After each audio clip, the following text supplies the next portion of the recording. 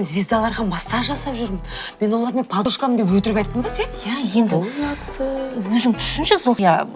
Білесің столовойдың зарплатасы мына жер 3 есе артық төлейді. Өсекті мен қалай жасырып қойып жүрмін? Мен бұл өсекті айтып келіп тұр. Прям қазір звондағым келіп тұр.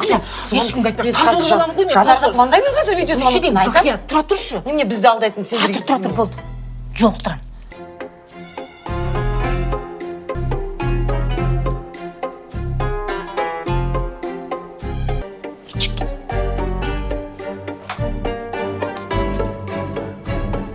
Жай, Қоймай, кешіріңіз.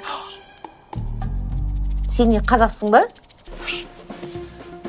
Гүлзира ханым, егер де мен жалғыз деген баламның, арманын орындамасам, мен қандай анамын, Өтінем. Ал мен не істеуім керек? Өтінем. Той болады. Сол тойға Қайрат Нұртас келіп, ән айтып берсінші енді жағдайым жақсы болса осылай отырамын ба? Ренжітпеймін. Ренжітпеймін. Таксинің ақшасын тура өз қолымен қалтасына сап берем.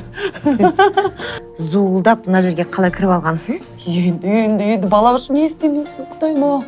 Тойың қай күні қай жерде болатын еді? Тойым ба? Осы айдың 27-сі Роял ресторанында болды.